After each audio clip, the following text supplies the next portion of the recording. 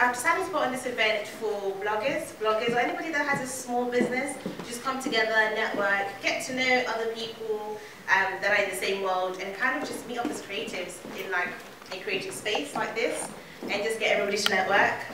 So I'm going to call the first speaker up. So I'm going to call up Adella. Adella is a friend of mine that I met a few years ago in Leicester in church, and you probably know her on Instagram as Cornflakesnosugar. And if you don't, you're going to get to meet her today. So yeah, the first person is Adella.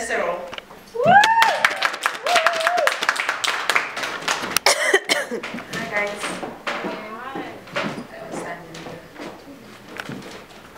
Hi.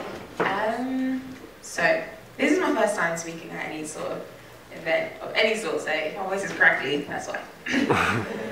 So my sister, who's not here, but she's like the hardest working person I know, and she's super strict. She's like my second mum.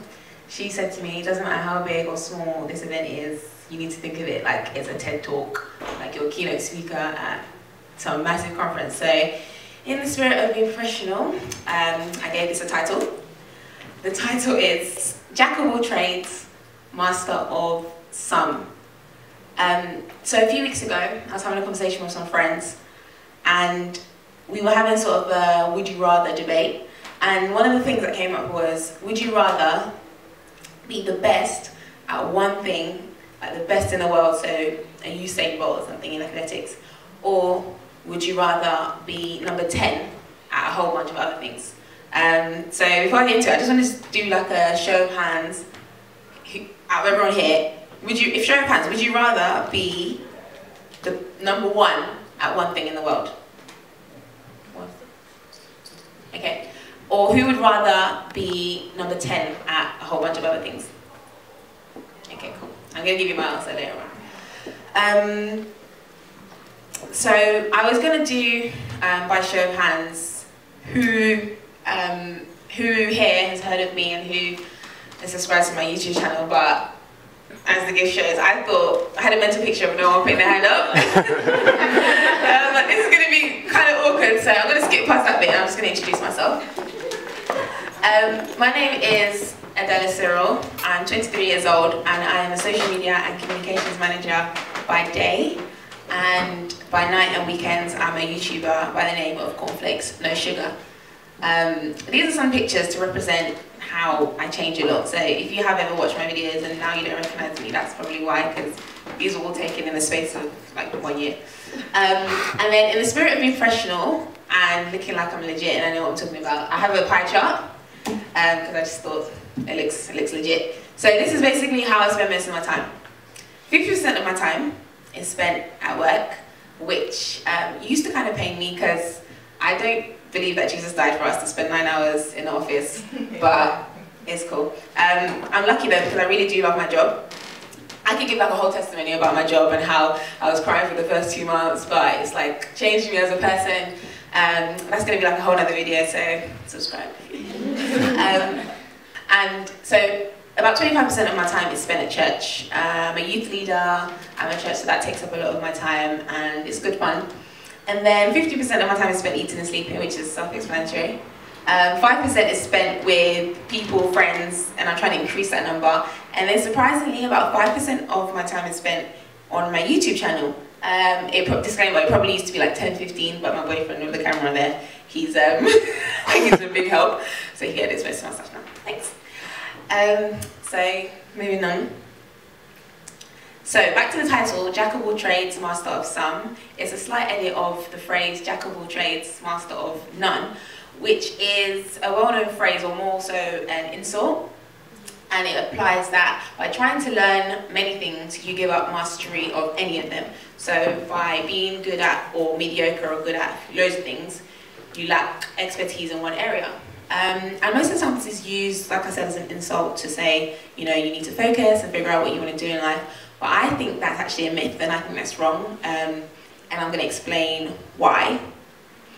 So growing up, before I even knew of the term Jack of all trades, master of none, that was pretty much me. I've been somewhat good at most things that I do, so academically, sports, athletics, I was good at sports.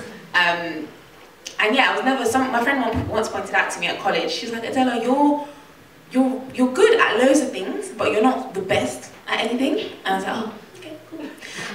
And for a while, it kind of bothered me. I was like, what is my one thing? Like, what is the thing that I can just effortlessly pull off and I'm amazing at?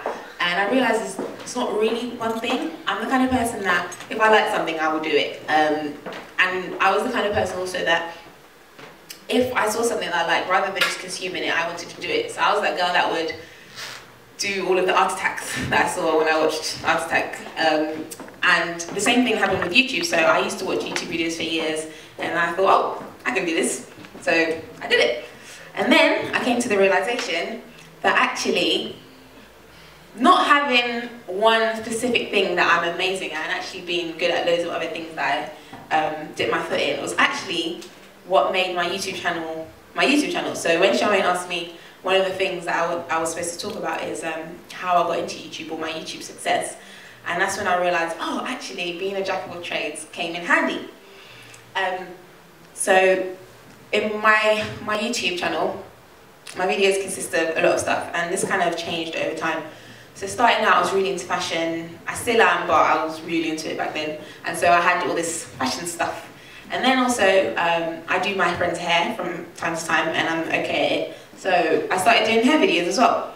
And then I realized I didn't actually enjoy doing hair, so I'm going to stop doing hair. And I went into doing other stuff like tags, videos. There's a boyfriend does my makeup over there. And then there's an accent challenge. Hey Eddie, she's sitting at the back. And then I moved into group chat videos, and that just came about because once I sat down with my friends, we had a really good conversation. I was like, yeah, we should film this. And that turned out to be a good success. And then the vlogs came about because from, I can't remember when, back in the day, me and my sister always used to say that we really should have a reality TV show because our life's really interesting and we're so cool. No one reached out to me about that, so I just did vlogs instead. And what I learned from this is that my channel doesn't actually have a specific genre, like I couldn't put it into a specific category. But what I found is that the common thread throughout my videos is me. There's a quote actually on the next slide, which says, it's by a really young magazine editor, writer and actress, and it says, your domain doesn't have to be writing or acting or editing or curating. For me, my domain is me. And I just find the best medium for expressing that. And I'm not gonna lie, I saw that quote last night, so it wasn't really well thought out. But when I read it, I was like, oh my gosh, this is me. My domain is me, so I don't, like I said, I don't have, my channel isn't about hair or about fashion or about makeup or whatever. It's literally just me, and the reason why my subscribers have stuck around, I think most of them have stuck around, is just because my personality feeds through everything that I do. So that is the common thread. So now when people ask me, oh, but what's your channel about? Oh, but shouldn't you focus on one thing? I'm like, yeah, me. And then, again, in the spirit of being professional, I've got a chart here that shows my subscribers going up. This isn't accurate, I just googled it and put it there. But yeah, it just shows that it actually worked, and in me being me, it helped my channel to grow. And what I actually found is that in doing all these things, it helped me to figure out what actually works and what doesn't, what I do like and what I don't. Now on to how I actually create these videos. This is a very, very, very accurate representation of what it takes to make a YouTube channel.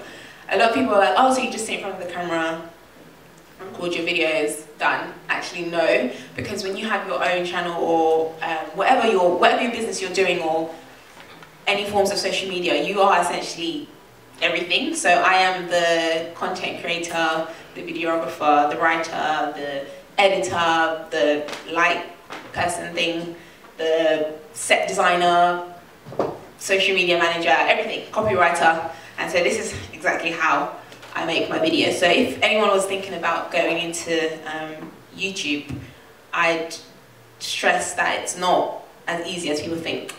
It's not the most physically draining job, but mentally, sometimes it's like 3 AM and you want to go to sleep, but you have a video to put out. So that's something to think about. And to express that, this is a tweet I put out last night. I was stressed. I had the longest day at work, and I have super deadlines, and then I had this talk, which I was prepared for, but not as prepared as I would have liked to be. So this is me trying to spend time with God, excel in my career, eat right, have abs by summer, maintain my relationships and keep sane. And Kendall Jenner just represents how I was last night. Okay, so to the serious bit. That's quite it, do these serious bits. Everything I've said so far, I guess, gives the impression that you can do whatever you want, post whatever you want, and it's going to be cool, which is somewhat true. But it gets to a point, and I think that's the point that I'm at now in my YouTube journey, where you actually have to figure out what is it that you're doing. So I'm going to continue to be a jack of all trades and dib and dab. But like I said before, some videos work better than others. The ones that don't work, I'm probably not going to keep doing them. The fashion videos, people were somewhat engaged, but not so much. The group chats, the vlogs, people like those, so I'm going to keep doing those. And then it's important as well when it comes to, if this is something that you want to make a career out of, you're going to want to do sponsorships and collaborations with companies. And one thing that I've learned is that it's just as important. How many no's you give out, basically, is just as important as how many yeses you give out. So back when I used to do hair videos, I had one video which went to like 1 million views. I think it's my worst video so far, but I just happened to put it out at the right time. And from that video, a lot of hair companies, mainly AliExpress, were contacting me to do hair reviews. And at the time I was like, free hair, because I can't even go to Packs and pay my haircut. Yeah. So I got into a habit of like accepting all the hair that came. Even if I didn't want to do that hair, I was like, yes, it's free, it's free, it's free.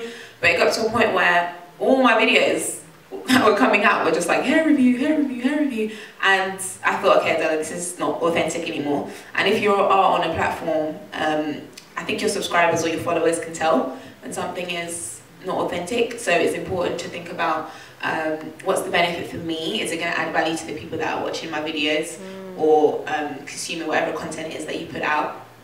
And don't just think about the money and the free stuff. So back to the question. Would I rather be #1 at one thing, so #1 in the world at one thing, or number 10 at a whole bunch of things? And I think it's pretty obvious from the talk I've given so far that I would much rather be number 10 at a whole bunch of things, because what I've learned so far is that if I was #1 in one thing, maybe my YouTube channel would be really good, maybe it would be super specialized and I would focus on one thing and have hundreds of thousands of subscribers. But actually, in being true to myself, being number 10 at a whole bunch of things has actually got me quite far. So it's enabled me to do all different types of content and meet all different kinds of people and get all different kinds of subscribers and audience and following. And if you still think being number 10 is the worst, I just want to show you some examples. So I did some research, very vague research, so don't quote me on this, but apparently the number 10 author in the whole world is Stephen King, and he's pretty well known. The number 10 athlete is Kobe, and I think everyone knows Kobe. The number 10 actor is Denzel Washington. I wouldn't mind being him if I was an actor. And finally, the number 10 lawyer in the whole world apparently is the former president of the United States, Barack Obama. So yeah, I would much rather be all of those people combined than, let's say, Usain Bolt in athletics. So I should say thank you, but it's calm. Thank you, and yeah, just remember, it's not, if you have any platform or small business, if you're a blogger, don't be too concerned about specializing in one area. If you get bored of something, move on to the next thing. If your followers and your subscribers follow you, great. If they don't, then maybe you need to tweak it. But yeah, when you're starting out, I just say don't get caught up in being too specific. Do what you like, do what people enjoy, and yeah, hopefully you'll see success. These are my channels. It says sugar at the end there, Cornflakesnosugar. And you can catch me on Instagram, Twitter, and YouTube. And I'm going to be around for a little bit longer if anyone wants to talk.